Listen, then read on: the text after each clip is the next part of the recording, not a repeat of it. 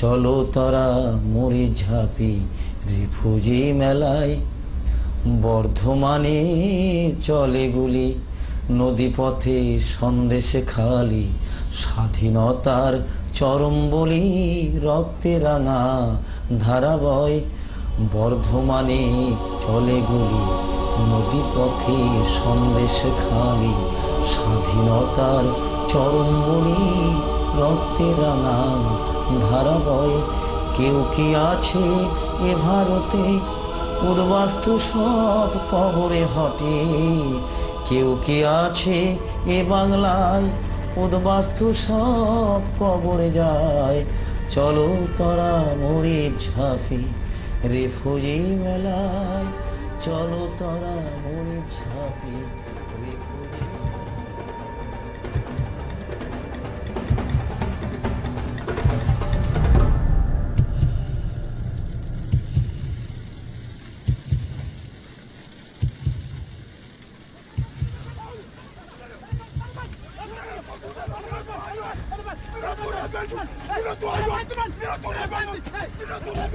ঘাস খেয়েছে মানুষে, শুনেছেন কোনোদিন জীবনে মানুষে ঘাস খায়? ঘাস খেয়েছে।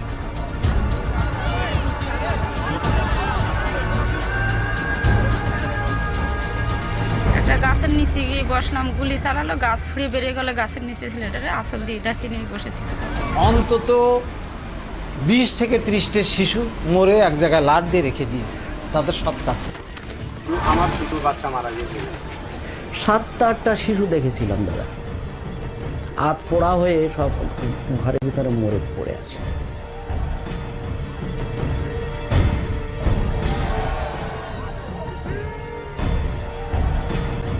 আর কিছু মেয়ে ছেলে ওদের ছুটে পালিয়ে যাচ্ছে, সেই মেয়ে ছেলেদের চুলের মুঠি ধরেছে, বানি গাছের গায়ে নিয়ে দিয়ে পাতানের কোপ দিয়েছে। আমি যেটা দেখেছি অনুমানে 30, 35, 40 জন মরেছে।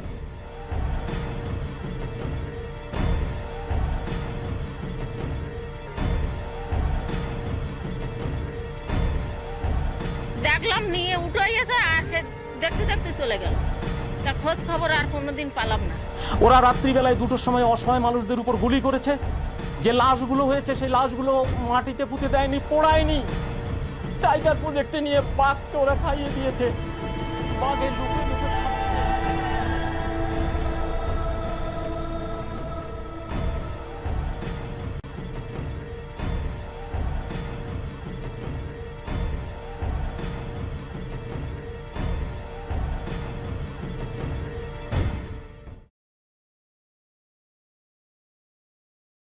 উনিশশো 63 সাল 64 সাল দণ্ডকারণে আমরা ছিলাম। আর মরিঝাঁপিতে তারপরে অনেকের সঙ্গে আমার নোয়াখালীতেও দেখা হয়েছিল। কাজেই একটা খুব ইন্টারেস্টিং যে আমি যারা নোয়াখালীতে দেখা গিয়েছিল তাদের আমি দণ্ডকারণে দেখলাম, আর দণ্ডকারণে যাদের দেখা হয়েছিল তাদের আমরা কলকাতার ক্যাম্পে দেখলাম। কাজেই মনে হয় যে এই যে জনস্রোত একবার করে ছিন্নমূল হয়ে এক জায়গা থেকে আরেক জায়গায় যাচ্ছে, আরেক জায়গা থেকে আরেক জায়গায় যাচ্ছে, এদের কিছু কি করার আমার রাস্তা ছিল না? আমরা সব উঠেছি দ্বীপের উপরে। উঠেই প্রথম যে দৃশ্য, যে চারদিকে সমস্ত ভাঙা চোরা অবস্থায় পড়ে আছে, মনে হচ্ছে পুরো দ্বীপটার উপরে বুলডোজার চালিয়ে দেওয়া হয়েছে। যে ঘর থেকে যে বেরিয়েছে, ঘরের আসবাবপত্র নিয়ে যেতে পারেনি বেচারিরা। যতটা আমরা ঘুরলাম সমস্ত আইল্যান্ডটাতে কোনো জায়গা মানে দাঁড় করানো কোনো ঘর দেখিনি আমরা। সব মাটিতে ধুলিসাৎ। কিভাবে করলো? Total distraction. বসিরহাট শহরের সেই স্টেশনে কাতারে কাতারে উদ্বাস্তু, খালি গায়ে, না খেয়ে মরছে, এক ফোঁটা দুধ নেই। ভারত সেবাশ্রম সংঘ আর রামকৃষ্ণ মিশন তাদের সাহায্যের হাত অকাতারে বিলিয়ে দিচ্ছেন, তাদের খাওয়াচ্ছেন। সেই সময় সিপিএমের থেকে সরকারি মানে মদতপুষ্ট পুলিশরা তাদের পর্যন্ত সেখান থেকে দুধ না দিয়ে তাদের শরীর তাড়িয়ে দেওয়া হয়েছে। আমি চোখের সামনে দেখেছি। আমরা একটা রিলিফ ওখানে পাঠাবো বলে আমরা ঠিক করলাম, আমরা পাঠালাম এই খাবারগুলো বা ওই জিনিসপত্রগুলো ওখানে পৌঁছে দেওয়ার জন্যে, কিন্তু ওরা পৌঁছে দিতে পারিনি, ওদের আটকে দেওয়া হয়েছিল। মাদার তেরেসার কাছে আমি যখন গেলাম, যে তখন এদের প্রায় 36,000, 30-35,000, 30,000-এর ওপরে ওখানে মজ্জাবিত হয়েছে, আর বাদবাকিরা এইখানে আছে, মানে হাসনাবাদ। কথাবার্তা শুনে শি এগ্রিড, দেখুন I will try to help. 3-4-5 পরের ডেট দিয়েছিলেন, আমাদের যদি এর মধ্যে যেন ফোন না আসে, বুঝলেন, ফোন যদি আসে, কেন যেখানে হেল্প করবার চেষ্টা করছি সেখানেই তাদের হাত আটকে দিচ্ছে গভর্নমেন্ট, বুঝলেন, গভর্নমেন্ট কিংবা গভর্নমেন্ট পার্টি। তো ওই লাস্ট দিনের ঠিক আগের দিন বসে আমায় বললেন যে I am sorry Mister Chatterjee, we can't go, neither we can explain in detail why you are not going. CM Tarkunde, যিনি সিটিজেন্স ফর ডেমোক্রেসির সেক্রেটারি ছিলেন, তিনি একটা ডেলিগেশন পাঠাবে ঠিক করেন। তাদের একটা টিম আসার কথা ছিল, তারা মরিচঝাপিতে যাবে। কিন্তু জ্যোতি বোস হঠাৎ দিল্লিতে গিয়ে তারকুন্ডের বাড়িতে হাজির হলেন, বললেন রিফিউজি আমাদেরও ইন্টারেস্ট আছে, তারা বন কাটছে, সুতরাং আপনি ওখানে যাবেন না। সমস্ত অদ্ভুত অদ্ভুত সব রিপোর্ট তখন প্রচার হয়েছিল কি না, ওখানে বিদেশি চক্রান্তের একটা ঘাঁটি তৈরি হচ্ছে, ওখানে ট্রেনিং দিচ্ছে, ওখানে রাষ্ট্রবিরোধী কার্যকলাপের কেন্দ্র হয়ে তৈরি হচ্ছে, ওখানে বাইরের থেকে লোক এনে বাংলাদেশের থেকে লোক এনে ওখানে বসাবার চেষ্টা হচ্ছে, নানান রকমের আজগুবি সমস্ত রিপোর্ট দিয়ে। সেই সময় কেন্দ্রীয় একটা শাখা, গোয়েন্দা শাখা, তারা কিন্তু একটা রিপোর্ট দিয়েছিল যে এই রিপোর্টগুলির সাথে বাস্তবের কোনো মিল নেই। ভাষাটা এই ছিল যে এই রিপোর্টগুলির সাথে বাস্তবের কোনো মিল নেই। সংবিধানে আরো একটা বিষয় আছে যেটা খুব গুরুত্বপূর্ণ, সে হচ্ছে যে রাজ্যের আইন শৃঙ্খলা ব্যবস্থা রাজ্য সরকারের হাতে হলেও সেখানে যদি মানবিকতার চরম উল্লঙ্ঘন হয়, 1, 2 হচ্ছে তারা যদি তপশিলি জাতি বা তপশিলি উপজাতি হন, তাদের উপর অত্যাচার হয়, তাহলে কিন্তু বিষয়টা পার্লামেন্টে তোলা যায়। যে মানুষগুলোকে মানে উদ্বাস্তু থাকতে থাকতে একদম ডিজেনারেট করে গেছে, এবং এই আমরা কলকাতার আশপাশে যে পিএল ক্যাম্পগুলো দেখতাম, পার্মানেন্ট লায়াবিলিটিস ক্যাম্প, ধুবুলিয়া ইত্যাদি, যেখানে একটা কমপ্লিট ডিজেনারেশন হয়েছিল রিফিউজিদের, সেই জায়গায় এটা একটা এত পজিটিভ, যেটা আমাকে ভীষণভাবে নাড়া দেয় যে আমি আমার জীবনে এত সংগঠিতভাবে একটা গঠনমূলক কাজ, সত্যি কথা বলতে কি জিরো থেকে একটা জিনিসকে এরকম একটা সম্পূর্ণ মানে 1000-এর ওপর লোকের বসতি তৈরি করা, প্ল্যান করে রাস্তা, তার দুপাশে ঘর, একটা যেন প্ল্যান টাউনশিপ গড়ে উঠছে। যে যদি কোনো ট্রেসপাসারও হয়, except according to procedure established by law, তাকে ওঠানো যাবে না। এইটা একটা standard legal concept and established legal concept. এই নিয়ে আমরা অনেক সময় যাই, শরণাপন্ন হই জজ সাহেবদের যে এই ব্যাপার হয়েছে, এবং সেখানে আমাদের রুলও পাই, রুলটা অ্যাবসলিউটও হয়ে যায় যে ট্রেসপাসারও যদি হই তাহলেও আমাকে except according to procedure established by law আমাকে ওঠানো যাবে না। তো এখানে তো তার থেকে বেশি, আমরা এখানে এতদিন বসবাস করছি, ট্রেসপাসার নয়, আমাদের ডেকে আনা হয়েছে, থাকতে দেওয়া হয়েছে, আমাদের বিভিন্ন বেকারির লাইসেন্সের, নৌকোর লাইসেন্স এগুলো দেওয়া হয়েছে, সুতরাং ট্রেসপাসের কনসেপ্ট আসছে না। যদি আমরা এখানে বসতিও করে থাকি, যদি আমি ধরে নিচ্ছি যে সেই বসতিতে আমাদের হয়তো কোনো অনুমতি নেই, যদি এরকমও হয়, এখানে তো রয়েছে, তবুও আমাকে মেরে ধরে আগুন লাগিয়ে ঘরবাড়ি ভেঙে দিয়ে ডান্ডা পিটিয়ে ওঠাতে পারবে না।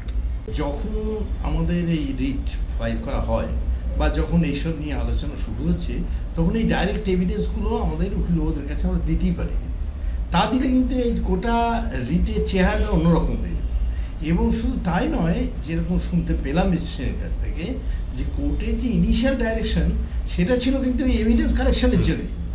সাধারণত এইসব ক্ষেত্রে ডাইরেক্ট এভিডেন্স পাওয়া যায় না, হিয়ারসে বেশি, কিন্তু এখানে শুধু যারা করছেন এবং তারা হচ্ছেন তখনকার দিনে রুলিং পার্টির সঙ্গে যুক্ত, যে প্রধানের কথা আপনি বললেন যার এভিডেন্স আছে, সে এমন নয় যে অপোজিশনের লোক ছিল সে এসে এখন করছে, সে ওই দলের সঙ্গে যুক্ত, এবং সে কিন্তু এই যে উদ্বাস্তু সমিতি তখন যা করা হয়েছিল তাদের সঙ্গে ডাইরেক্টলি যুক্ত ছিলেন না, উনি ওই অঞ্চলের প্রধান ছিলেন এবং বিদেন রুলিং পার্টির একজন সদস্য ছিলেন। তা সেই জন্য তাকে তো উড়িয়ে দেওয়া যাবে না। সাধারণ মানুষের বোধহয় জানার একটা অধিকার আছে যে এরকম ঘটনা কেন হলো, কি হলো, কিভাবে হলো এবং এর প্রতিকারটা কোথায় হতে পারে। 125 বর্গ কিলোমিটার ব্যাপী মরিচঝাঁপি দ্বীপটি কি আদৌ বন দপ্তরের অধীন ব্যাঘ্র প্রকল্প অথবা সংরক্ষিত বনাঞ্চল? বামফ্রন্ট সরকার তো এই কথা বলেই প্রচার করছেন, কিন্তু সরকারি মানচিত্র কি বলছে? এই মানচিত্র তৈরি করেছেন ভারত সরকারের ন্যাটমো সংস্থা, এবং তারা হচ্ছে আবার সার্ভে অফ ইন্ডিয়া যারা হচ্ছে অরিজিনাল যে সংস্থা, তারপরে নির্ভর করে এই ম্যাপটা তৈরি করে। এই বাঁদিকের ম্যাপটাতে হচ্ছে আমাদের ফরেস্ট ডিপার্টমেন্ট, যেখানে মানুষের বসতি সেটা হচ্ছে দেখবেন আপনার হলুদ, যেখানে একটু শহর অঞ্চল সেটা একটু পিঙ্ক কালারের, যেখানে স্যাংচুয়ারি আছে সেটা দেখুন এই জালের মতো রয়েছে, প্রিমিটিভ জোন যেটা সেটা একটা ভাগ করা হয়েছে।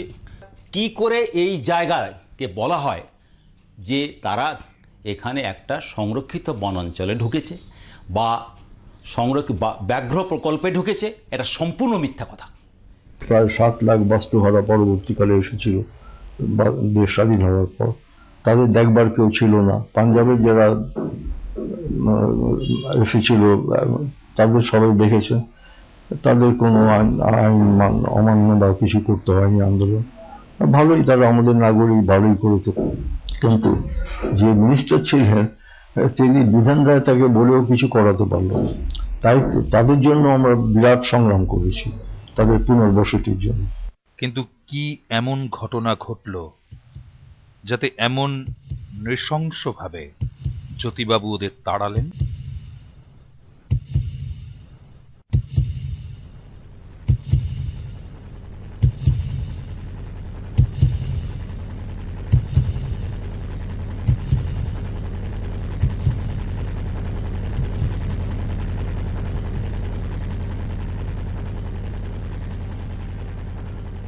সুদীর্ঘ স্বাধীনতা সংগ্রামের ফলপ্রাপ্তির ঠিক প্রাক মুহূর্তে গদি দখলের টানা পড়েনে মাত্র কয়েকজন নেতার লালসা চরিতার্থ করতে ভাগ হল স্বপ্নের ভারত।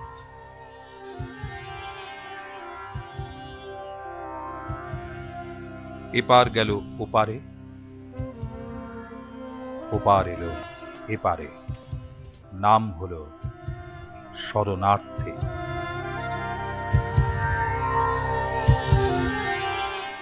ওরা ভূমিপুত্র, স্বপ্ন জড়ানো বীজ ভূমি থেকে উৎখাত, নতুন ভূমির খোঁজে দিশেহারা।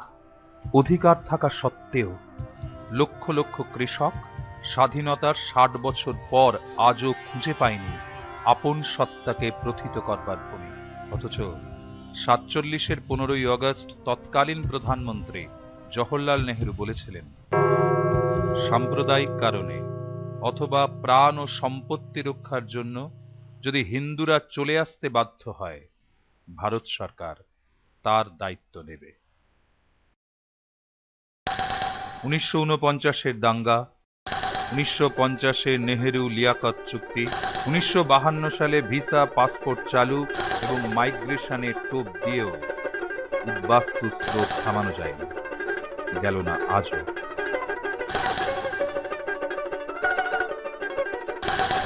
1974-এ মানা শহীদ ভাটা, 75-এ বারুদ ক্যাম্প, পশ্চিমবঙ্গের বাগজোলা, এমন দৃষ্টান্ত অগুন্তি।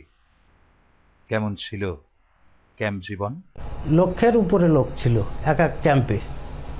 তো সেই সমস্ত লোকগুলি সবসময় নিজেদের যে যন্ত্রণাগুলি সেটা অনুভব করত। নিজেদের খাদ্য, পরিধেয় বস্ত্র এত নগণ্য ছিল যে বাইরে এই সমস্ত মানুষগুলি বাইরে বেরোলেই অন্য মানুষ চিনতে পারত যে এরা ক্যাম্পের মানুষ। যখন 64-এ এখানে মানা ক্যাম্পে আসি, একটু জল ছিল না। সকালবেলা একটা কলের গোড়ায় কমসে কম 5টা 6টা মার্ডার হয়ে যেত এক মুখ জলের জন্য। প্রখর রৌদ্রের দিনে মানুষ কাতলা মাছের মতো হাঁপাতে থাকে। ওই এক মগ জল গামছা ভিজাইয়া তাই দিয়ে গা পুষত স্নানের বদলে, তাতে এখানকার বালক আর বৃদ্ধ সব মরে গেল একেবারে। ট্রাক ভরে নিয়ে ফালাই দিয়ে আসতে লাগলো, পোড়াইতে লাগলো। 78 টাকার উপরে আর কাউকে দেওয়া হতো না মাসিক, আর তা দিয়ে পরিবার পোষণ করা খুবই দুষ্কর ছিল। মানুষ পশুকেও খাওয়ায় না এমন ধরনের খাদ্য খেতে মানুষ বাধ্য হয়েছে। এবং পরনের বসনের যে পরিণতি ছিল, সরকার কিছু কিছু বসন দিত আর সেগুলো পরিধানের যোগ্য নয়, কারণ সেগুলি ধুয়ে দেওয়ার সঙ্গে সঙ্গে মশারির মতো হয়ে যেত, ফাঁকা হয়ে যেত। কোনো মহিলা একটা কাপড়ে এক পেজ দিয়ে পড়তে পারত না, পুরুষেও পড়তে পারত না। 12 মাসে 13 পার্বণের গার্হস্থ্য জীবন খুইয়ে 8-10 বছর অতি নিম্নমানের ছন্ন ছাড়া জীবনে অতিষ্ঠ হয়ে হাজার হাজার পরিবার সুষ্ঠু পুনর্বাসনের জন্য যখন বিদ্রোহ করলেন, স্বাধীন ভারতের পুলিশ নির্বিচারে গণহত্যা করল, মহিলাদের ধর্ষণ করল। এটা 1974 সাল। এই সংঘর্ষটা শুরু হয়েছিল শুধু বাংলার বাইরে পুনর্বাসন দেওয়ার যে গাড়ি, সেই গাড়িগুলি ক্যাম্পে যাওয়ার সঙ্গে সঙ্গে ওখানকার যারা ক্যাম্পবাসী উদ্বাস্তু তারা ওই গাড়িতে উঠতে মানা করে দেয়। মানা করে দেওয়ার সঙ্গে সঙ্গে সামরিক শক্তি প্রয়োগ করে তাদের যে সমস্ত আসবাবপত্র সেগুলি নিয়ে গাড়িতে তুলে দেওয়া হয়। এইবার মানুষ তোলার জন্য ওই সিআরপিএফ জওয়ানদের দিয়ে প্রথমে খুব হেঁচড়া হেঁচড়ি টানা হেঁচড়া ওদের মধ্যে চলে, শেষ পর্যন্ত টিয়ার গ্যাস দেওয়া হয়, তারপরে ফায়ার শুরু হয়। দণ্ডকে যে অঞ্চলগুলোকে গ্রাম ভাগ করে দেওয়া হলো, তার সঙ্গে জেলখানা বা কয়েদখানার সেলের কোনো তফাৎ নেই। MV1, MV2 অর্থাৎ মালকানগিরি ভিলেজ নাম্বার 1, নাম্বার 2, এভাবেই গোটা দণ্ডকের বাঙালি উদ্বাস্তুদের আজও গণনা করা হয়। মানে ভিখারিদের যেমনি দেওয়া হয় তখনকার কথা বলছি, সেই পরিসর 5 একর জমি দেওয়া দরকার। এই যে তোমার এরিয়া জঙ্গল পাহাড়ের উপরে দিয়েছে, তুমি সাফ করে, তুমি এটা জঙ্গল সাফ করে তুমি বানিয়ে নাও, তুমি মেহনত করে লেবার মজদুরি করে নাও। তখনকার দিনে কোথাও কোথাও পিচও পড়েনি, এবং যে সমস্ত পাহাড়ের উপরে চড়তে হতো ঘুরতে ঘুরতে ঘুরতে ঘুরতে ওর ভিতরে বমি করে, ওর ভিতরে কেউ মাথা ঘুরে পড়েছে, সেদিকে যে চালক, সে চালক আনার সময় লক্ষ্য করেনি যে ওর ভিতরে কিছু মানুষ আছে। তারা ঠিক মালবাহী ট্রাকের মতো ওগুলিকে নিয়ে এসে যখন আনলোড করে, তখন দেখে কেউ অজ্ঞান অবস্থায়, কেউ বেহুশ অবস্থায়, কারো হাত পা কেটে গেছে, কারো মাথা ফেটে গেছে। এই অবস্থায় এনে এক জায়গায়, ধরুন এই অরুণ জঙ্গলের ভিতরে ঘন জঙ্গলের যে গাছগুলি, সেই গাছগুলির 1-1.5 হাত উপর দিয়ে কোনো রকম টাঙ্গি দিয়ে কেটে সেখানে একটু ফাঁকা করে কিছু তাঁবু পেতে দিয়ে সেখানে আনলোড করে দিয়ে ওরা চলে যায়। জঙ্গলের ভিতরে নিয়ে ফেলে দিয়েছে আপনাকে ওপেনলি। তখন বাঘ, জন্তু, জানোয়ার, ভালু এইগুলো শিয়ার ঘুরছে জঙ্গলে। গরু দিয়েছে সরকার থেকে, 2টো করে গরু দিয়েছিল, টিনের ঘর দিয়েছিল, মানে টিন দিয়েছিল, আমরা বানিয়ে নিয়েছি জঙ্গলে বাঁশবল্লি কেটে। রাত্রিবেলা বাঘ আসছে, দেখা যাচ্ছে, বাঘ এসে টেনে নিয়ে চলে যাচ্ছে গরু। 1-2 দিন পরে সরকারি কর্মকর্তারা আসে খোঁজ নিতে যে ওখানে মানুষগুলোকে ফেলে আসা হয়েছিল, তারা যদি বেঁচে থাকে, তাদের আহার্য দরকার, কোনো কিছু দরকার, সেইগুলিকে দেওয়ার জন্য এরা যেহেতু আমাদের খোঁজ নিতে এসেছে, আমাদের প্রাণের কথাগুলি তাদের কাছে বলা হয় যে আমাদের অন্তত এই অরুণ জঙ্গল থেকে যেখানে লোকালয় আছে, যেখানে মানুষের বসতি আছে, এখন দাবি আমাদের লোকালয় মানুষের কাছে নিয়ে পৌঁছে দাও। দণ্ডকারণ্যে ওদের নিয়ে যাওয়ার পর যে ব্যবস্থাটা করলো, সেখানে কোনো মানুষ থাকতে পারে না। ওই 25 মাইল 20 মাইল সব দূরে দূরে দূরে ছোট ছোট ঘর করে দিয়ে, যাতে একজনের সঙ্গে আরেকজনের যোগাযোগ না হয় কোনো রকমে, তাদেরকে সেখানে থাকতে বললো।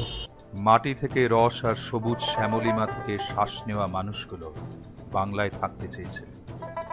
দণ্ডকের মতো রুক্ষ জলহীন জঙ্গলে নির্বাসিত হয়ে বাঘ ভাল্লুকের ভক্ষ হতে চান। জ্যোতি বসু 13 জুলাই 1962-তে তখনকার খাদ্য পুনর্বাসন মন্ত্রী প্রফুল্ল সেনকে চিঠিতে জানালেন, সরকার বারবার বলছেন এ রাজ্যে পুনর্বাসনের জন্য 1 তিলও জায়গা নেই। তথাপি আমি মনে করি সরকারের অভিপ্রায় থাকলে উদ্বাস্তুরা এ রাজ্যে পুনর্বাসন পেতে পারেন। সমর মুখার্জি ছিলেন অবিভক্ত কমিউনিস্ট পার্টির MLA। তিনি 27 জুলাই 1961-তে প্রধানমন্ত্রী জওহরলাল নেহরুকে চিঠি লিখেন। উদ্বাস্তুদের অভিযোগ, পশ্চিমবঙ্গে উদ্বাস্তুদের যথেষ্ট সুযোগ থাকা সত্ত্বেও তাদের জোর করে দণ্ডকারণ্যে পাঠানো হয়েছে। তার বিরুদ্ধে এই আন্দোলন। একথা উল্লেখ করা প্রয়োজন, পশ্চিমবঙ্গের মুখ্যমন্ত্রী এবং রাজ্যপাল সুস্পষ্ট আশ্বাস দিয়েছিলেন ইচ্ছার বিরুদ্ধে কোনো উদ্বাস্তুকেই পশ্চিমবঙ্গের বাইরে পাঠানো হবে না। আবার 1974 সালে কেন্দ্রীয় পুনর্বাসন মন্ত্রী খাদিলকারকে সমর মুখার্জি যে চিঠি লেখেন তাতে বলেছিলেন, পশ্চিমবঙ্গের সুন্দরবন অঞ্চলে উদ্বাস্তুদের পুনর্বাসন পাবার একান্ত ইচ্ছে। 25শে জানুয়ারি 1975 ভিলাইয়ের জনসভায় উদ্বাস্তু নেতা সতীশ মণ্ডল, রাই হরণ বারুই সহ সব নেতাকে ডেকে এনে জ্যোতি বসু বললেন, সিপিএম পশ্চিমবঙ্গে ক্ষমতায় এলে উদ্বাস্তুদের পশ্চিমবঙ্গে নিয়ে যাবেন। এবং এই সময় বামফ্রন্টের তরফ থেকে আমরা কেউ কেউ তাদেরকে কথাও বললাম সেখানে গিয়ে, যে তোমরা পশ্চিমবাংলায় ফিরে এসো, আমরা সুন্দরবনে মনিরঝাঁপি একটা জায়গা তোমাদেরকে থাকবার ব্যবস্থা করব। এই রাম চ্যাটার্জি, সতীশবাবু আরও কয়েকজন উদ্বাস্তু নেতা মালকানগিরিতে এলেন, এসে বিভিন্ন জায়গায় সভা সমিতি করে বললেন যে আপনাদের এখানে থাকার কোনো প্রয়োজন নেই, আপনাদের পশ্চিমবাংলায় ফিরিয়ে নিয়ে যেতে আমি এসেছি। মন্ত্রী মহাশয় বললেন, পশ্চিমবাংলার 5 কোটি মানুষের 10 কোটি হাত উঁচু করে হাত তুলে আপনাদের আহ্বান করছে, আপনারা পশ্চিমবাংলায় চলে আসুন। এবং সেই মিটিংয়ে ওনার ভাষণ শুনেছিলাম রাম চ্যাটার্জির, যে মাতৃভূমি আজ 2 হাত তুলে ডাকছে, ওরে অবুজ সন্তান তোরা ছুটে আয়। কিরণময় নন্দ সেদিন বলেছিলেন বক্তৃতা মঞ্চে দাঁড়িয়ে একদম প্রকাশ্যে, ঠিক এই ভাষাটাই ব্যবহার করেছিলেন, যে আপনারা যদি এখান থেকে পশ্চিমবাংলায় চলে যান, পশ্চিমবাংলার 5 কোটি মানুষ 10 কোটি হাত দিয়ে আপনাদের অভ্যর্থনা জানাবে। উনি আরও বলেছিলেন, শুধু আপনাদের মালকানগিরিতে আমি আসিনি, আমি সারা ভারতবর্ষে ঘুরবো, অনেক জায়গায় ঘুরেছিও, সব উদ্বাস্তুদের আমি একই কথা বলছি, সবাইকে আমি পশ্চিমবাংলায় নিয়ে যাব। আমাদের মুখ্যমন্ত্রী আমাকে পাঠিয়েছেন আপনাদের এই খবর দিতে, আপনাদেরকে নিয়ে যেতে। এমন আশ্বাসের পর উদ্বাস্তুদের চোখে বাঁচার স্বপ্ন উজ্জ্বল হয়ে উঠল।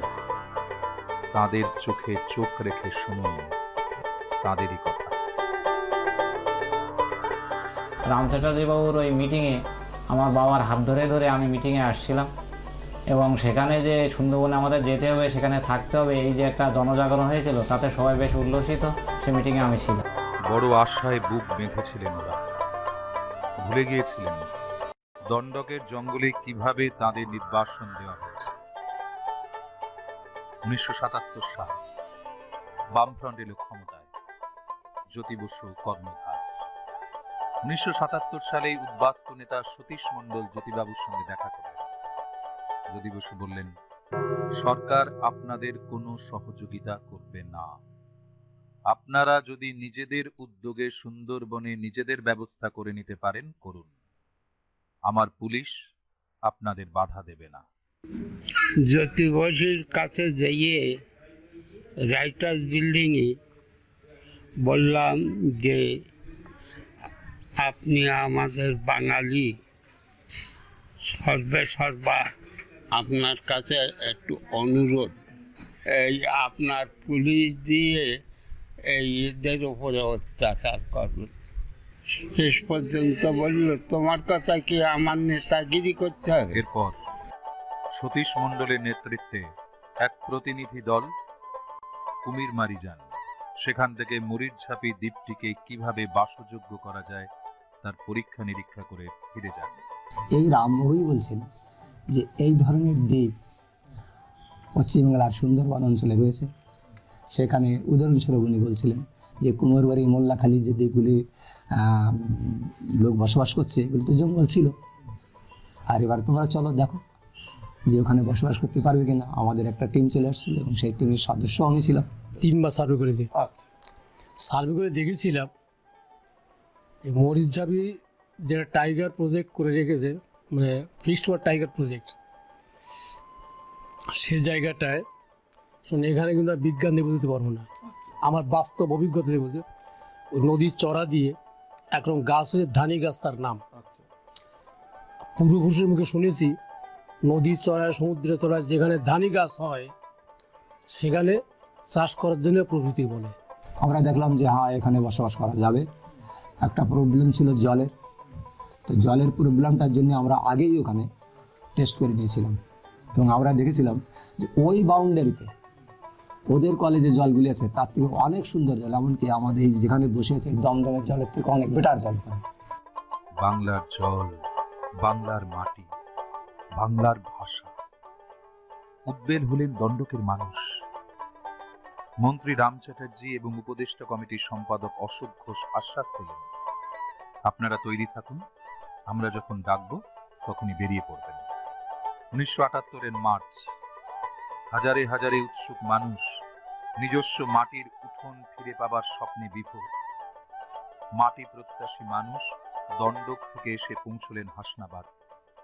সেখান থেকে 4 ভাটার পথ পেরিয়ে ঘন্টা 4-5 হাতে টানা নৌকো করে পৌঁছতে শুরু করলেন মরিচঝাঁপি দ্বীপে। স্বপ্নের মাটি, স্বপ্নের মরিচঝাঁপি। ওরা মরিচঝাঁপি এলেন। ওরা সমাজের নিম্ন বর্ণের মানুষ। ওরা চাষি, কামার, কুমোর, জেলে, মজুর। প্রথাগত শিক্ষার অঙ্গনে ওরা অশিক্ষিত। ব্যবহারিক গুণে, অসামান্য দক্ষতায়, শিক্ষা, স্বাস্থ্য, অর্থনীতি, সংস্কৃতিতে স্বনির্ভর একটি আদর্শ গ্রাম করে তুললেন মরিচঝাঁপিতে। বড় স্বপ্নের নাম হল নেতাজি নগর। জলাশয় আছে, জলাশয়ের ভিতর দিয়ে মাছ তৈরি করে, বিশেষ করে চিংড়ি মাছ এত ফরেন পাঠাতে পারবো, তখন ফরেন মানি আর্ন করবো। আমরা পশ্চিমবঙ্গ গভর্নমেন্টকে বলেছিলাম আমরা ফরেন মানি আর্ন করে দেবো, এ বলেছিলাম। নিজেরাও বাঁচবেন এবং বৈদেশিক অর্থ উপার্জন হবে। আগে আমরা গিয়ে দেখতাম ওখানে স্কুল, কল বসেছে, দোকান, হসপিটাল, বিভিন্ন রকম রুটি কারখানা করেছে। আমরা গিয়ে মাঝে মাঝে গিয়ে দেখে আসতাম। ওই মরিচঝাঁপিতে যখন শরণার্থীরা ছিল, আপনার অভিজ্ঞতা বলুন তো, আপনি কি ওপারে গেছিলেন? ওপারে গিয়েছিলাম, এই যখন ওরা এসেছিল বা 8টার পর ছিল, দেখতে গেছিলাম। হ্যাঁ, কি দেখেছিলেন তখন? দেখছিলাম ওরা ওদের বাজার ঘাট, ওর কেনা বেচা। এই যে আমরা দ্বীপটা দেখতে পাচ্ছি, হ্যাঁ, এই দ্বীপটার মধ্যেই ইয়ে ছিল। হ্যাঁ, তিনি একটু কুজো মতো, চোখ দুটো খুব স্পষ্ট, জল জল করে চোখ। বলা হলো উনি মাস্টারমশাই। তার নাম হচ্ছে রঙ্গলাল গোলদার। তা আমাকে ওনারা বললো যে তোমরা আপনার প্রশ্ন করুন, কি কি প্রশ্ন করতে চান, জানতে চান। আমি বলি যে আমার কিছু কিছু প্রশ্ন আছে। অর্থনীতির লোক, সুতরাং আমি যে আপনারা যেখানে এসছেন, কেন এসছেন, এখানে কি করে বাঁচবেন এখানে। তখন কতগুলি কথা বলেছিলেন, সেগুলি খুব ভালো। পরে যাচাই করে দেখেছিলাম যে খুবই বুদ্ধি দীপ্তি তার মধ্যে ছিল, তাই নয়, যুক্তি ছিল তার মধ্যে। এই আবহাওয়াতে কিন্তু আমরা মানুষ, কিন্তু এইখান থেকে কিভাবে সোনা ফলাতে হয় সে মন্ত্র আমাদের জানা আছে। দেখেছি ওরা কিছুটা জায়গায় ধান চাষ করেছিল এবং ধানের গোছগুলো কি বেশ মোটা মোটা হয়েছিল, মানে আমাদের লোকাল হচ্ছে যে সমস্ত গোছ হয়েছিল তার চেয়ে ভালো হয়েছিল, আমাদের নিচে চোখে দেখা। হ্যাঁ, ওখানে প্রচুর দোকান ছিল।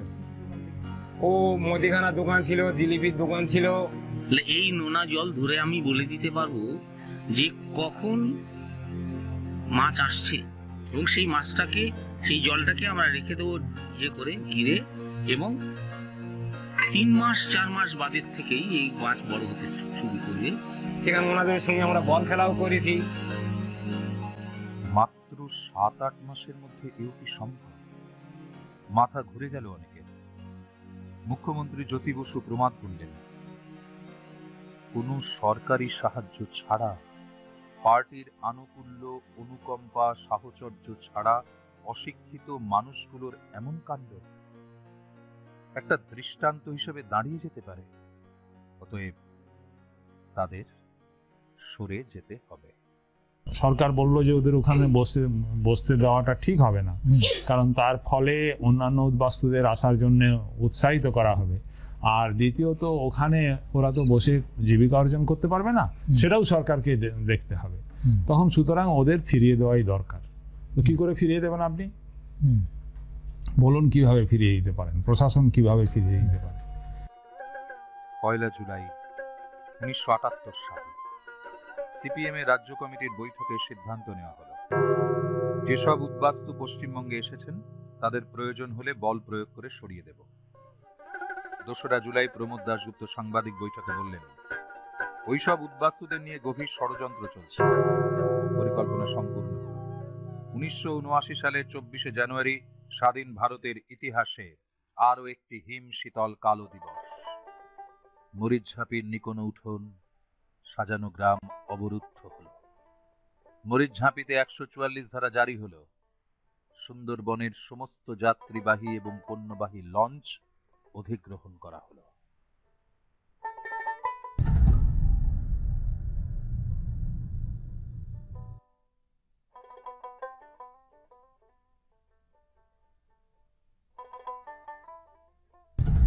ওরা বললেন যে সব লঞ্চ বন্ধ, নোটিশ দিয়েছেন, সিন্ডিকেটকেও লঞ্চ দিয়েছেন, ইউনিয়নকেও দিয়েছেন।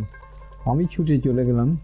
তখন এখানকার সিআই ছিলেন গঙ্গাধর ভট্টাচার্য, উনি কন্ট্রোল করছেন সব। তা আমি সিআইয়ের কাছে চলে গেলাম, গিয়ে বললাম যে আপনার লঞ্চ, সমস্ত লঞ্চ, একটা লঞ্চও থাকবে না লাইনে, প্যাসেঞ্জার যাতায়াত করতে পারবে না, দূরের সব দূর দূর থেকে এসে বসে থাকবে। আপনি কি করবেন? এত লঞ্চ, এত লঞ্চ, সমস্ত লঞ্চ কি করবেন? তা বলা যাবে না, কনফিডেন্সিয়াল। আমার দেখুন তাহলে কোনো লঞ্চ যাবে না। আপনারা যতই আইন দেখান, আমরা কোনো মেডিকেল সার্টিফিকেট দিয়ে দিচ্ছি, কোনো সারেংয়ের অসুস্থ, কোনো ড্রাইভার অসুস্থ দিয়ে অর্ধেক সারেং ড্রাইভার যাবে না। আর আমি তখন আটকে দেবো যে সারেং ড্রাইভার ছাড়া বেআইনি কোনো লঞ্চ চলবে না। আপনি কি করবেন? চালাতে পারবেন বেআইনি? তখন বললেন যে মরিচঝাপি ওটাকে ঘেরাও হবে, ওদেরকে উচ্ছেদ করা হবে। আমি যদিও গেটে চিঠি লিখি যে বেআইনিভাবে এরা চলছে, এটা আন্তর্জাতিক জল আইন বিরোধী এবং আমাদের ইনল্যান্ড যে জল আইন আছে তারও বিরোধী। 18-20 দিন আমাদেরকে অবরুদ্ধ করে দেওয়া হয় দ্বীপের মধ্যে। পেটের জ্বালা, খুব বড় জ্বালা। এখন কি করে বাঁচবো আমরা?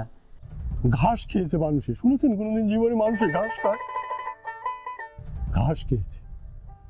নারকেলের মাটি আমরা তুলে তুলে খাতাম। আর ওখানকার একটা যদু পালন বলে একটা শাক আছে, ওই শাক সেদ্ধ করে আমরা খাতাম। পানীয় জল যা খেয়ে মানুষ বাঁচে, সেই জলটুকু জ্যোতিবাবু আমাদের দেয়নি। ছেলেটারে এমনকি 18 দিন যখন নৌকা পারাপার বন্ধ ছিল, তখন আমি বিসি কলা সেদ্ধ করে, লোনা জল দিয়ে সেদ্ধ করে তারপরে খাওয়াইছি বিসি কলা। আমার দুটো বাচ্চা মারা গেছে ওইখানে। কত বছর বয়স ছিল? কত বছর বয়স হলো? এরকম 6 বছর টজের করে হবে। একজনের বয়স 6 বছর, আর একজনের বয়স 3 বছর টজের হবে। কিভাবে মারা গেল? কিভাবে? না খাইয়ে চিকিৎসা করতে পারলাম না। আর কি হবে? পয়সা কড়ি নেই, কিছু না, দুজন তারপরে যখন দেখা গেল যে আর লোকজন এখানে টিকতে পারছে না, সবসময় যেমনি লঞ্চে অত্যাচার, মারামারি, গুলি গল্লা, তারপরে একদিন ভয়ে একটা গাছের নিচে গিয়ে বসলাম, গুলি চালালো, গাছ ফুড়ে বেরিয়ে গেল, গাছের নিচে ছেলেটারে আসল দিয়ে ডাকি নিয়ে বসেছিলাম। আমরা কি করেছিলাম? আমরা গেরি করেছিলাম। গেরি বলতে চারিদিক দিয়ে ব্যারিকেড করে বর্ষার জলকে আমরা আটকে রাখতাম।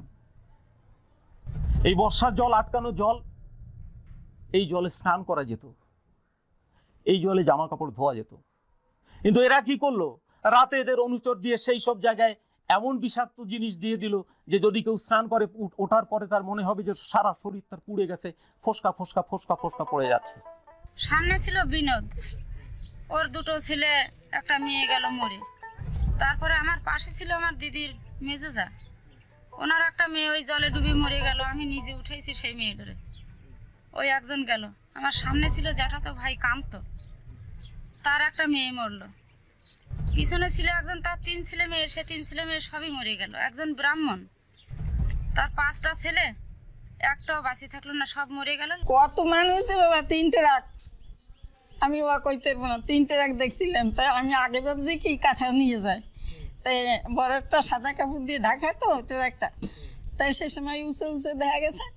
আর পরে না, পরে আগে 2 ট্রাক গেছে, পরে যে ট্রাকটা গেছে সেটার পাও ফিরেন গে আমাকে, এই কাগজটা নাই রয়েছি এদিক, এই দেখে না আমি হাত ফেলে পড়ছিলাম। কিরণময়ানন্দ মন্ত্রী হবার পরে ওনার একটা বিবৃতি দেখেছিলাম যে ওনাকে জিজ্ঞাসা করা হয়েছিল যে মরিচঝাপির এই যে ঘটনা, আপনারাই তো দণ্ডকারণ্য থেকে ওদের ডেকে এনেছিলেন, আহ্বান করেছিলেন, তারপরে আপনারা এরকম করলেন কেন? তা উনি তখন বললেন যে ক্ষমতায় থাকার আগে যা যা বলা যায়, যা যা করা যায়, ক্ষমতায় আসলে ঠিক তা বলাও যায় না, করাও যায় না। গোটা দ্বীপটি ঘিরে ফেলা হলো পুলিশ দিয়ে, সাংবাদিক সহ কাউকেই মরিচঝাঁপিতে যেতে দেওয়া হলো না। বাগনা ফরেস্ট অফিসের অন্যদিকে পুলিশ ক্যাম্প বসল। মরিচঝাঁপি উদ্বাস্তু শূন্য করার দায়িত্বে ছিলেন 24 পরগনার অভিজ্ঞ এসপি অমিয় সামন্ত, আর ছিলেন এসডিপিও বসিরহাট অনিল কুমার, 24 পরগনার additional SP Nirad Das, SDPO Barrackpore Joydev Chakraborty. খাদ্য বন্ধ, জল বন্ধ, তো জলটাও বন্ধ হয়েছিল না, কল আমরা খুলে কল দিয়েছিলাম, শুনুন, ওখানে কল খুলিনি, কিন্তু কল কুমিরমারির পাড়ে ওই বাগনাতে টিউবওয়েল বসানো হয়েছিল, আর ওদিকের একটা কোণ দেখবেন, নদীটা যখন এরকম করে গেছে সেই কোণাতে একটা ঝাউ গাছ আছে কয়েকটা, সেইখানে টিউবওয়েল বসিয়ে দেওয়া হয়েছিল। মানে খাদ্যে অবরোধটা হয়েছিল। 7-8 দিন খাদ্য অবরোধের পর শিশু বৃদ্ধ সহ মৃত্যুর মিছিল শুরু হয়ে গেল। অগত্যা মরিয়া কিছু যুবক নৌকো নিয়ে খাদ্য এবং জল আনতে কুমিরমারি দ্বীপে পৌঁছতেই শুরু হয়ে গেল পুলিশের গুলিবর্ষণ। আমরাও সেই গুলি উপেক্ষা করে আমরা ওপারে পার হই। হওয়ার পরে তখন পুলিশ কিন্তু ভয়তে ওখান থেকে পালালো, 5-7 জন পুলিশ ছিল, ওরা মূল ক্যাম্পে চলে গেল। আমাদের উদ্দেশ্য ছিল যে ওখানে যে চাল ডাল ছিল বা গ্রামবাসীদের কাছে চাল ডাল নিয়ে এপারে পার করা, যাতে এই মানুষগুলো খেয়ে বাঁচে। আমরা 3টে পর্যন্ত খাওয়া দাওয়ার পার করলাম, মানে চাল ডাল যা কিছু পারি। যখন কোনো দিক দিয়ে রোধ করতে পারছে না, তখন ওপর দিয়ে বাংলানের ওদিক দিয়ে পুলিশ তুলে দেয় ওপরে। 500 ব্যাটালিয়ন্সের একটা ফোর্স, মানে অর্ধেক মানে কিছু অর্ধেকের মানে রাইফেলধারী এবং আর অর্ধেক আছে টিয়ার গ্যাস এবং ঢাল টাল নিয়ে আমাদের দিকে আক্রমণ করার চেষ্টা করলো। তো আমরা যখন সামনে যাই তখন ডাইরেক্ট গুলি চালায়। গুলি চালালে অনেকের গুলি লেগে গুলিতে ওখানে স্পট ডেট হয়ে গেছে। আমার পায়ে তখন ওই পুলিশের গুলি লাগে। স্থানীয় প্রত্যক্ষদর্শীর মতে 30 থেকে 40 জন উদ্বাস্তু পুলিশের গুলিতে নিহত হন। সরকারি হিসেবে অবশ্য 2 জন। এসপি অমিয় সামন্ত তাই বলেছেন। পুলিশকে আক্রমণের ফলেই পুলিশকে গুলি চালাতে হয়েছিল, কিন্তু আনফরচুনেটলি গুলিতে মারা গেল কুমিরমারির 2টি আদিবাসী মহিলা।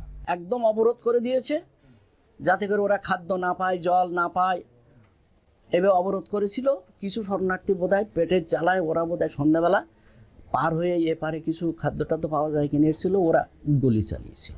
আমাদের এখানকার সর্দারপাড়ায় ঢুকে ওরা হুড়ুড়ি করে মেনিমুন্ডাকে ওরা ঘরের ভিতরে গুলি করে মারলো। আর কিছু মেয়ে ছেলে ওদের ছুটে পালিয়ে যাচ্ছে, সেই মেয়ে ছেলেদের চুলের মুড়ি ধরেছে, বান গাছের গায়ে নিয়ে দিয়ে কাতানের কোপ দিয়েছে। তখন উনি কি করছিলেন? উনি একটা বাচ্চা দুধ খাওয়াচ্ছিল আচ্ছা, ঘরের ভিতরে। তখন গুলিটা লাগে। হ্যাঁ। গুলিটা কোন জায়গা থেকে চালিয়েছিল? গুলিটা চালিয়েছিল আপনার উত্তর দিক দিয়ে। উত্তর দিক বলতে আপনি এটা দেখান। এই ডান দিক দিয়ে। ডান দিক দিয়ে, এই দিক দিয়ে গুলি ছিল। হ্যাঁ। গুলিটা উদ্দেশ্য কার ছিল? যে এই শরণার্থীদের মারার জন্য। 3টে সাড়ে 3টের দিকের থেকে মোটামুটি ওপারের থেকে লোক ঝাঁপিয়ে পার হলো, হয়ে পুলিশ এক ডাকি তাড়িয়ে নিয়ে চলে গেল। আমাদের বুধবারে বাজারের থেকে ওখান থেকে ফোর্স উঠলো, উঠে মানে ওখান থেকে গ্যাস মারলো। হ্যাঁ, গ্যাস মেরে কিছু শরণার্থীরা তখন পড়ে যায়। আমাদের বারান্দায় ডিএম আছে, আমাদের স্যার দেখুন আমাদের তো বাড়ি থেকে খুব ক্ষয়ক্ষতি হচ্ছে, আমরা গরিব লোক, চলো ঠিক আছে তোমাদের ক্ষয়ক্ষতি হবে না, আমি তো এখানে আছি আর আমার ফোর্স চারিধারে আছে। 4টে সাড়ে 4টের দিকের থেকে গুলিগোল্লা শুরু হয়েছে। মানে আমি যেটা দেখেছি অনুমানে 30-35-40 জন মরেছে, মরে আমার বাড়ির পুকুর পাড়ে ঝাঁপ করে রেখেছে। আর মিনিমুন্নার মেরেছে 5টার দিকে ঠিকই। হ্যাঁ, গুলি চলেছে, তারাও মরেছে অনেক। ওরা লঞ্চে সব তুলে নিল, টেনে টেনে সব লঞ্চে তুললো। আমরা দেখলাম, আমরা দূরের থেকে দাঁড়িয়ে দাঁড়িয়ে দেখছিলাম। তখন আমাদের সঙ্গে অনেক ছেলেরা ছিল, আমরা ছিলাম। দেখি সব লঞ্চের থেকে সব ওরা নিয়ে লঞ্চে তুলে নিয়ে চলে গেল। এটা কারা করেছে? এটা পুলিশরা করেছে। আনুমানিক 25-30 জন তো আমরা অনুমান করছিলাম। ওরা লঞ্চে করে নিয়ে গেল, কোথায় যে নিয়ে গেল তা ঠিক বলতে পারবো না। আইসি দেখলাম যে মা একদম পড়ে গেছে, সত্যি ঘটনা। আর বাসা বোনটা একটা ভাই, ছোট ভাই ছিল, সে ভাইটা নিয়ে পালিয়ে চলে গেল ওইদিকে। এমনি বড় ভাইটারে দেখতে পাচ্ছি, আর দুটো পুলিশ এসে এখানে ঘুষি মারছে, এখানে ঘুষি মারছে, ও করতেছে। তখন বাবা তখন ওই অঞ্চলে চলে গেল, তখন মরে যাচ্ছে, আস্তে আস্তে মরে যাচ্ছে। তখন কটা লোক আসলো, এসে ওরা নিয়ে একবার চলে গেল, লঞ্চে তুলে দিলে মাকে। ওখানে স্থানীয় মানুষ মারা গিয়েছিলেন একজন, নাম মেনি মুন্ডা। মেনি মুন্ডার ঘর ছিল, পরিবার ছিল, আর ছিল কুমিরমারির মানুষ। তাই তার হত্যাটাকে অস্বীকার করার উপায় ছিল না। কিন্তু প্রায় 40 জন ঠিকানাহীন উদ্বাস্তুকে লঞ্চে করে গভীর সমুদ্রে ফেলা হয়েছে। সরকারি হিসেবে যদি দুজনের মৃত্যু ঘটে থাকে, তবে আরেকটি দেহ কার?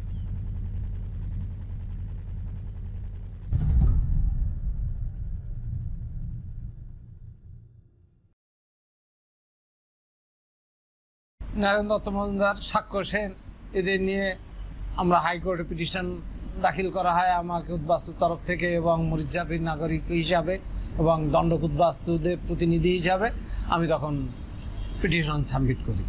সাবমিট করার পরে একদিন, তারপরের দিন আমরা অর্ডারটা পেয়ে গেলাম। হাইকোর্টের আদেশে 7ই ফেব্রুয়ারি খাতায় কলমে উঠে গেল অবরোধ। হাইকোর্ট আদেশ দিলেন একমাত্র আইনজীবীরাই মরিচঝাপির তদন্তে যাবেন। কিন্তু হাইকোর্ট তো কলকাতার বুকে, আর ওখান তো আর কোর্ট নাই, ওখান তো জ্যোতিবাবুর লোক ছিল। বাগনান থেকে আমি যখন ঢুকলাম তখন এসপি ছিল, অমিয় সামন্ত এবং অন্যান্য পুলিশ অফিসাররা মাইকি বলছে, আপনারা অব্রত বিশ্বাসের কথা কান দেবেন না, আপনারা উঠে আসুন, হাইকোর্টের অর্ডার সঠিক না, এইভাবে বিভ্রান্তকর কথাবার্তা। মরিচঝাপিতে উঠে যে বিভৎস রূপ দেখলাম, অন্তত 20 থেকে 30টা শিশু মরে এক জায়গায় লাট দিয়ে রেখে দিয়েছে। পুলিশ দেখলে বামফ্রন্ট সরকার মনকে গলবে ওই বাচ্চা শিশুদের মৃত্যু। কুমিরমারি, মোল্লাখালী অঞ্চল আরএসপি প্রভাবিত। ওরা প্রথম থেকেই সহযোগিতা করে চলেছে, এটা জ্যোতিবাবুর পছন্দ হয়। উনি পাঠালেন বামফ্রন্টের মন্ত্রিসভার সদস্য, পঞ্চায়েত ও কারামন্ত্রী দেবব্রত বন্দ্যোপাধ্যায়। তারপরে আমাকে অমিয় সেন মশাই বললেন যে দেখুন, ওইখানে সত্যি করে আপনাদের প্রভাব, আরএসপির দীর্ঘদিনের প্রভাব রয়েছে, এবং মরিচঝাপিটা হচ্ছে গোসাবা, যেখানে আপনাদের একটা ঘাঁটি রয়েছে কুমিরমারির কাছে, মোল্লাখালীর কাছে উল্টো দিকে। তারই উদ্যোগে একবার মরিচঝাপিতে গিয়ে তাদের অবস্থাটা জানা এবং তাদেরকে বোঝাবার জন্যে আমাদের 3 জন মন্ত্রীকে নিয়ে যাওয়া হয়। সিপিআইএমের তরফ থেকে শ্রদ্ধেয় বিনয় চৌধুরী মশাই ছিলেন, ফরওয়ার্ড ব্লকের তরফ থেকে কমল গুহ ছিলেন, এবং আমাদের দল আরএসপির তরফ থেকে আমি সেখানে গিয়েছিলাম।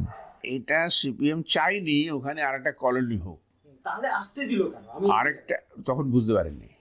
আর যেটা হয়েছে, এখানে কলোনি বা উদ্বাস্তু হলে ওর আরএসপির ইনফ্লুয়েন্সটা বাড়বে। সুতরাং ওদের যে এই কর্তৃত্ববাদী রাজনীতি, এবং এখানে পপুলেশনকে বাড়ানো যাবে না, এই ধরনের একটা মনোভাব কাজ করেছে। আমার যে মন্ত্রী দেবব্রত বন্দ্যোপাধ্যায়, উনি আমাকে নির্দেশ দিলেন যে তিনি সরকারি এই প্রোগ্রাম পলিসি মোতাবেক তাকে যেতে হবে। আমাকে বলা হলো যে আপনি লঞ্চ ব্যবস্থা করুন। প্রথমে কুমিরমারি গিয়ে আমার মরিচঝাপির এপারে, যেটা কুমিরমারি, এপারেতে আমরা নামি। তো সেখানেতে মিটিংয়ের ব্যবস্থা করা হয়, আরএসপির মিটিং, পার্টির মিটিং। সে মিটিংয়ে উনি বক্তৃতা দেন। বিষয়বস্তু হচ্ছে যে এই উদ্বাস্তুদের সঙ্গে আপনারা, উদ্বাস্তুদের হয়ে আপনারা যে বিক্ষোভ আন্দোলন করছেন, সেটা আমাদেরকে দমাতে হবে। আমাদের অতটা এই সরকারি নির্দেশের বাইরে আমাদের যাওয়া ঠিক হবে না। রাম চ্যাটার্জির কথা জ্যোতি বসুর কাছেই আমি শুনেছি যে হ্যাঁ, রাম তো এরকম সব কি বলছে, রামকে আমি বারণ করে দিয়েছি ওদিকে আর না যেতে, এরকম উনি বলেছেন। আচ্ছা, মরিচঝাপি নিয়ে যার উৎসাহ ছিল সব থেকে বেশি, দণ্ডক থেকে সুন্দরবন আসার ডাক দিয়েছিলেন যিনি, তাকেও উল্টো পুরাণ গাইতে বলা হলো মরিচঝাপি নিয়ে। তিনি হলেন রাম চ্যাটার্জি।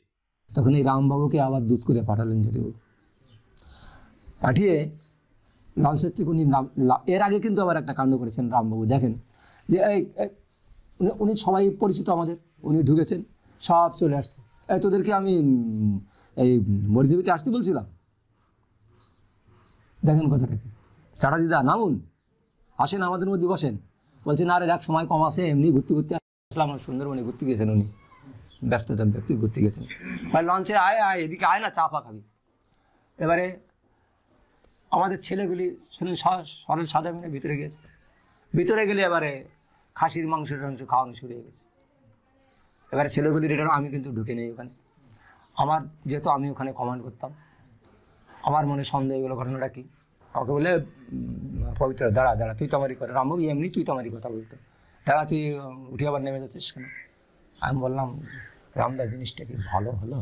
এত করেও যখন কাজ হলো না, তখন বিচক্ষণ জ্যোতি বসু নিজেই চিঠি লিখে রাইটার্সে ডেকে পাঠালেন কুমিরমারি পঞ্চায়েত প্রধান প্রফুল্ল মণ্ডলকে। তোমাদের কেন ডেকেছি জানো? না জানি না তো, ডেকেছি তোমরা শরণার্থীদের সহযোগিতা করছো। প্রদীপবাবু বললেন না আমরা তো সহযোগিতা করছি না। তাহলে তোমরা কি করছো? আমরা সহযোগিতাও করছি না, বিরোধিতাও করছি না। তো বলে এখন সেন্ট্রাল গভর্নমেন্টের নির্দেশ, ওদের ওখান থেকে তুলতে হবে। আমি তোমাদের ডেকেছি এই জন্যে, তোমরা ওখানকার বামফ্রন্টের লিডার, তোমরা যদি সহযোগিতা করে থাকো ভবিষ্যতে আর করবে না, তাহলে আমি তুলে নেব। হ্যালো, আচ্ছা বাঙালিগুলো কি ছাগল কুকুর? কারণ তুমি একথা বলছো, বেশ খচে গেছেন। আচ্ছা দেখুন, এদের বাংলাদেশ থেকে তাড়ানো হলো, কোথায় মানা ক্যাম্প, কোথায় আন্দামান দ্বীপপুঞ্জ, কোথায় কোথায় রাখা হলো। এই ছাগল কুকুর যেমন আমরা পুষি, আমাদের ইচ্ছে মতো এক জায়গায় নিয়ে যাই, আবার আনি। তারপরে তাদের সুন্দরবনে আনার জন্যে নিশ্চয়ই কোনো রাজনৈতিক দল থেকে উস্কানি দেওয়া হয়েছে। তা আপনাদের মানে আমার পশ্চিমবাংলার গভর্নমেন্টের যদি ইচ্ছা না থাকবে যে এদের এখানে স্থান দেব না, সীমান্ত থেকে কেন ফেরত পাঠানো হলো না? তো দেখো খোকা, এ সমস্ত কথা তোমাদের কাছে শুনতে আমি অভ্যস্ত নই। তবে আমি একটা কথা বললাম যে ওদের তুলতে হবে, এবং তুমি যেটা বললে আমি খুব অস্বীকার করব না, গভর্নমেন্টের একটা ভুল হয়েছে। আর তো এই ভুলের মাসুল দিতে হবে ওদের। ও হাজার হাজার লোক প্রাণ দেবে, মরবে, তাড়া খাবে, ছিন্নমূল হয়ে আবার ঘুরবে, এইটা তা বলো। যাই হোক, রাজনীতিতে ওই বলে কিছু নেই, মানে যেটাকে আমরা বলি সেন্টিমেন্ট বলে কিছু নেই। তোমরা এর পরের থেকে আর সহযোগিতা করবে না। কোনো কিছুতেই যখন টলানো গেল না মরিচঝাঁপির মাটি কামড়ে থাকা উদ্বাস্তুদের, তখনই শুরু হলো সিপিএম এবং পুলিশের যৌথ অভিযান। ওই বাংলাদেশের শরণার্থী ছিল, তার সে আমার সাথে তাড়িয়ে দিলাম। শরণার্থী ছিল? হ্যাঁ, শরণার্থী ছিল। তাদের আপনারা তাড়িয়ে? হ্যাঁ, আমরা তাড়িয়ে দিলাম। তারপরে ওপর থেকে পুলিশ ওরা আইলো। আপনি কিভাবে তাড়িয়েছিলেন? মানে আপনারা? না, আমি না, মানে ওই আমার জনসাধারণ সবাই গেলাম, গিয়ে মানে আমার সবাই গেলাম, গিয়ে তারপরে ওই যে মানে এইভাবে আমাদের ক্ষতি হচ্ছে, তো আমরা কিভাবে কি করে আমরা বাঁচবো। ওই পুলিশের সব ওরা আমাদের টাকা দিয়ে নিয়ে। একটু আগে একজন বলছিলেন যে অনেককে নাকি গুলি করে মারা হয়েছে, বেশিরভাগ মানুষদের গুলি করে, হ্যাঁ, মেরে দেওয়া হয়েছে, না গুলি নদীতে ডুবিয়ে মারা হয়েছে। না না, আমার তো এখানকার বাসিন্দা তো, কিন্তু আমার তো তোমাদের আমার তো কোনো খবর পাইনি। শরণার্থী বলে গুলি চালিয়েছে, তখন এই আমাদের পাড়ার লোকের লাগে। ও, তাহলে শরণার্থীদের উপর গুলি চলেছিল? তাহলে গুলিটা পুলিশরা শরণার্থীদের উপর চালিয়েছিল, মারাও গিয়েছিল কিছু কাজ গিয়েছে আর কি। আচ্ছা, ওরা জঙ্গলে কাঠ কাটতে এসেছিল, কাঠ বেচা করতে বলে, সেই জন্য ওরা সরকারে জানালো যে এরকম সুন্দরবন তখন নষ্ট করে দিচ্ছে ওরা। তাই তখন সেন্ট্রাল গভর্নমেন্ট থেকে ওই যে পুলিশ টুলিশ আনিয়ে, বহু পুলিশ আনিয়েছিল ওরা, আনিয়ে আর আমাদের কিছু সহযোগিতা ওর সাথে করছিস, মানে আমাদের মুভি দিতেছে। আমরা গিয়েছিলাম যে তোমরা তো সহযোগিতা করো, আমাদের সাথে করলি ওরা এখানে থাকতে পারবে না। কিন্তু সব অস্ত্র যন্ত্রপাতি ওদের বাড়ি বন্ধু টাইপের আছে, তাদের সব সরকারের লোক। আমরা এমনি খালি হাতে যেতাম, কি বলছি তোমার ঘর দাদাগুলো আমার সঙ্গে থাকছে, ভেঙে নিয়ে দাও।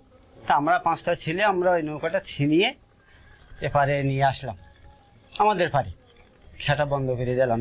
ডিডিও না ডিএমএ লস এসে আমাদের তুলে নিয়ে গেল, সব জিজ্ঞেস করলো যে আপনাদের নাম কি। আমাদের নামটা বললাম যে আমাদের নাম তাহলে এখানে পাড়াপাড়ে কারা বন্ধ করেছিল। আমরা না স্যার আমরা বন্ধ করেছি।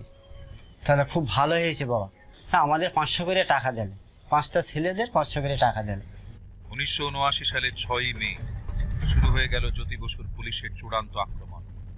শয়ে শয়ে ডিঙি নৌকো ভাঙা হল। 6, 7, 8ই মে 3 দিন ধরে চলল এক নাগাড়ে আক্রমণ।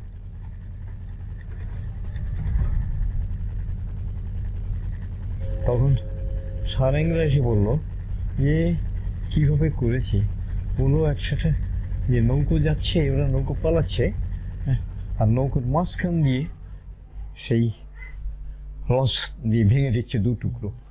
মাঝিদের লোভ দেখানো হয়েছিল নৌকো ভাঙা লাশ পাচার করতে পারলে পুলিশ লঞ্চে ওদের চাকরি মিলবে। দেবজা লঞ্চ সব থেকে বড় ভূমিকা পালন করেছে। সুনীল দাস, সেই ড্রাইভারটার নাম ছিল সুনীল দাস। ওই সুনীল দাসই সবথেকে বেশিগুলো লঞ্চ ভেঙেছিল মাঝখান দিয়ে। গঙ্গাধর হোস্টেল সিআই, উনি ওনার লঞ্চে ছিল। উনি বলেছিলেন যে তোমাকে এইগুলো ভাঙো, তোমাকে এখান থেকে যাওয়ার পরে তোমাকে পুলিশ লঞ্চে চাকরি দেওয়া হবে।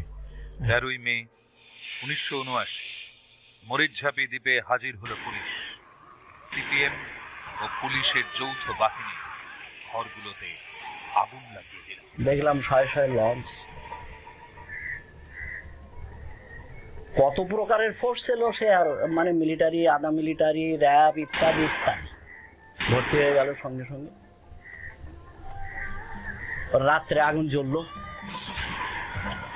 সারা সুন্দরবনের যে সমস্ত এলাকায় ওরা ছিল, দাউ দাউ করে আগুন জ্বললো, চিৎকার চেঁচামেচি। আমাদের স্কুল চিকিৎসালয় ওরা দখল করে নিয়েছে। আনুমানিক রাত 2-3টে হবে, ভয়ঙ্কর চিৎকার চেঁচামেচি হচ্ছে। সেই আমাদের সেই মরিচঝাপি দ্বীপের আমরা যেখানে থাকি সেই ক্যাম্পের ভিতরে আবাল বৃদ্ধ বনিতা সবাই সেই মরণ চিৎকার উঠে গেছে। সেই বাজার যেখানে হাট বসতো, সেই হাটের দিকে আগুন জ্বলছে। ওরা রাত্রিবেলায় 2টোর সময় অসহায় মানুষদের উপর গুলি করেছে। যে লাশগুলো হয়েছে সেই লাশগুলো মাটিতে পুঁতে দেয়নি, পোড়ায়নি। টাইগার প্রজেক্টে নিয়ে বাঘকে ওরা খাইয়ে দিয়েছে।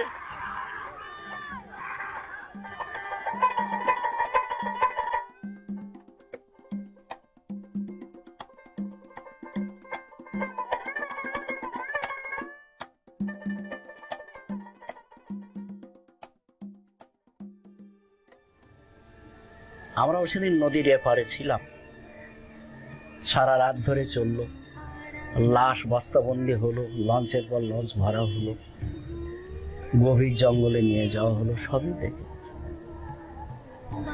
সকাল হলো, সব পরিষ্কার, সব চলে গেলে বিকেলে আমরা একটু দেখতে গেছিলাম।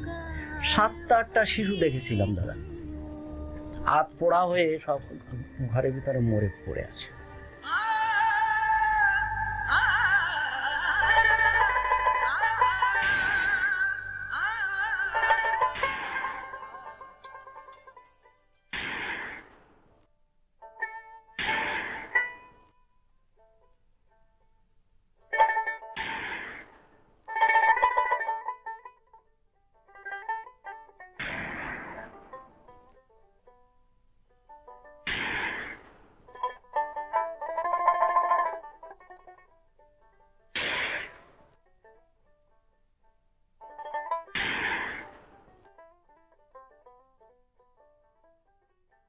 যে পুলিশ আমাদের গ্রেপ্তার করতো, আমাদের মারতো পিটতো, এইসব করতো, সেই পুলিশ দিয়েই তো আমাদের কাজ করাতে হয়েছে। এই পুলিশ দিয়েই বিধান রায় কলকাতার রাস্তায় 80 জন কৃষককে পিটিয়ে হত্যা করেছিলেন। এই পুলিশকে দিয়েই প্রফুল্ল সেন খাদ্য আন্দোলন দমন করতে চেয়েছিলেন। এই পুলিশকে দিয়েই সিদ্ধার্থ রায় 71-72-এ গণহত্যা ঘটিয়েছিলেন। অবশেষে সেই পুলিশকে দিয়েই মার্ক্সবাদী জ্যোতি বসু মরিচঝাঁপিতে গণহত্যা ঘটালেন। 17ই মে 1979 আজকের পশ্চিমবঙ্গের মুখ্যমন্ত্রী, সেদিনের তথ্যমন্ত্রী বুদ্ধদেব ভট্টাচার্য ঘোষণা করলেন, মরিচঝাঁপি উদ্বাস্তু শূন্য করা হয়েছে।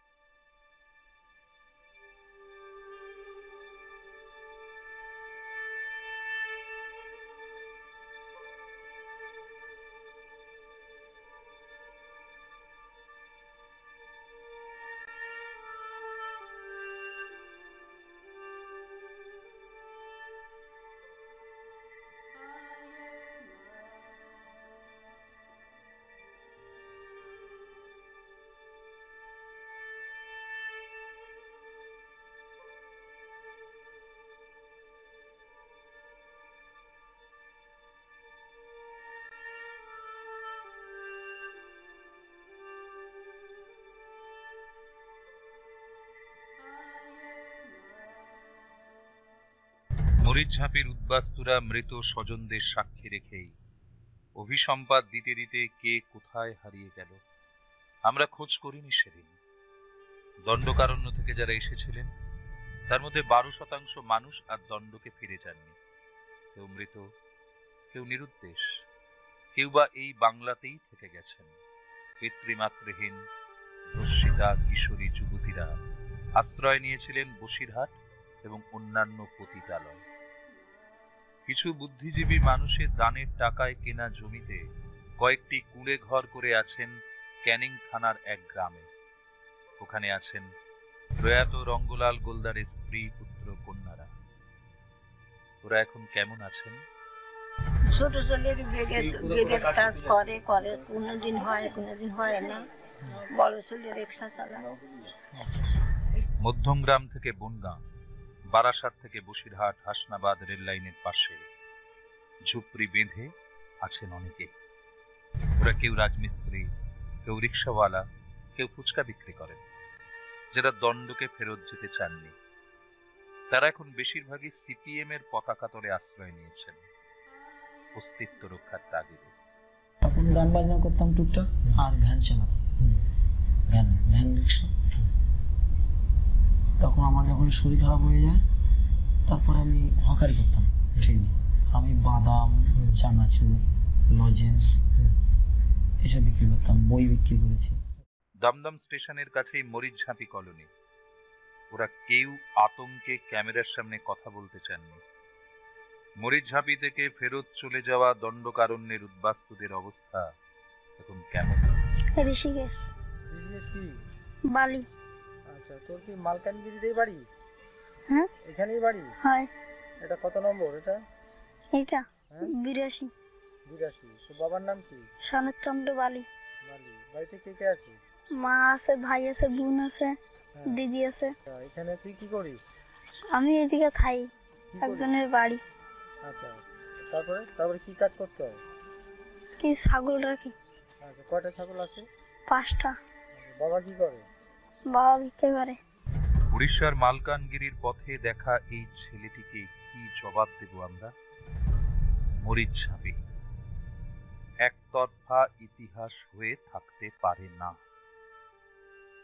ইতিহাস যদি কাউকে ক্ষমা না করে, তবে সে ইতিহাসের সত্যিটা জানার অধিকার প্রতিটি মানুষেরই আছে। রিফুজি মেলায় নদীর বাঁকে দেশের লোকে অবাক চোখে চেয়ে চলো তোরা মরিচঝাঁপি রিফুজি মেলায়।